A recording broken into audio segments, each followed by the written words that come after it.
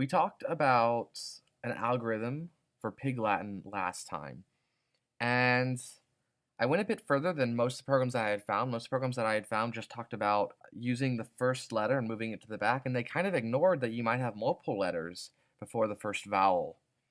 A lot of ones that I found also ignored that you might have a vowel to start with. So that bothered me, and so I wanted to make a better way to do this. I did get a question though. What about Y? So you might have assumed that Y was stuck in with the vowels on our flowchart, and sometimes it is a vowel, but sometimes it's also a consonant. So what do we do with that? I looked it up, found a couple sources that talked about it. I'm not sure if these were really different sources or if they all just copied from the same place or not. But I was satisfied with the answer I got.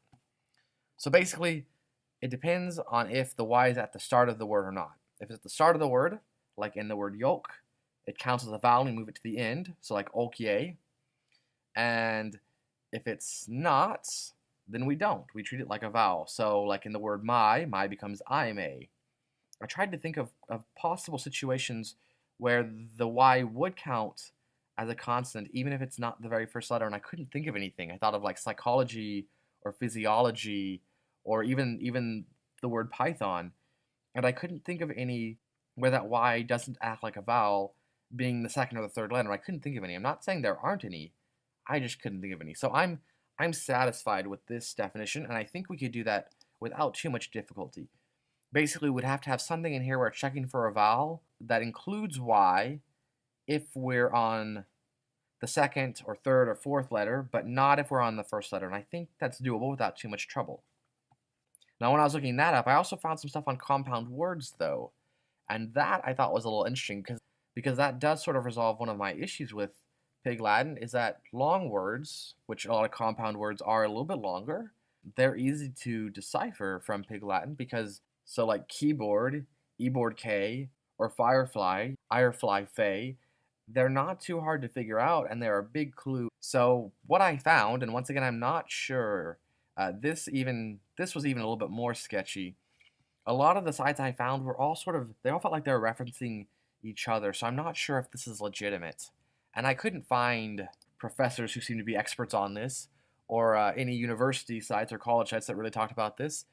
Pig Latin being more of a children's game or a children's thing, just couldn't find any experts on it. So if you happen to know, if you happen to be an expert, feel free to chime in. So what it talked about is that we treat the compound words as separate words. So firefly would not be irefly fay, it would instead be irefay, iflay. So each one as a separate word, but we still write it together as like one word. So there would be no space between the two Pig Latin words. I don't know if that's, I don't know if we can verb it that way, but you get the idea. Mass-produced with a hyphen is another type of compound word. So some compound words have no hyphen, some have hyphens.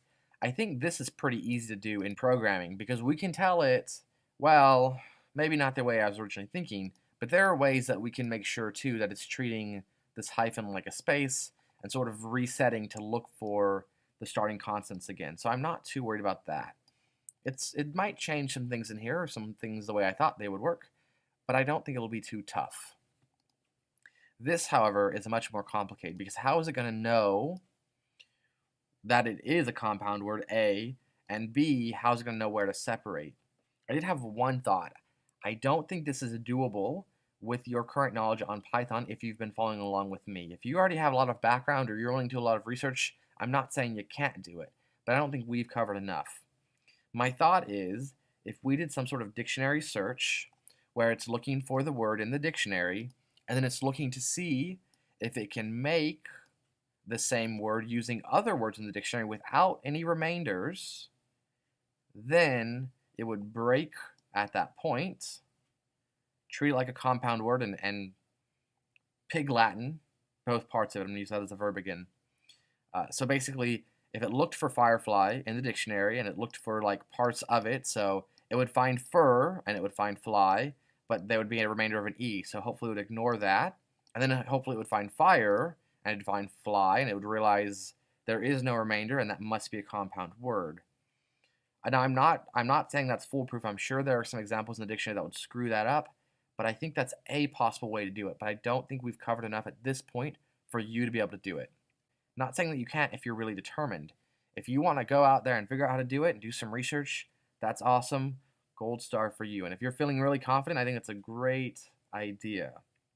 But I'm not going to cover it in my video because I don't think we're there yet. I think that's going to be over some people's heads. And of course, that would change how this looks too, because you're going to have some sort of check in there, I would say somewhere up here, to check the dictionaries to see if that word is made up of other words, and then maybe split them with a space or something, and then maybe rejoin them after the end of the word before looking at the next word. So it'd be a little convoluted, a little complex. But if you're game for it, give it a shot.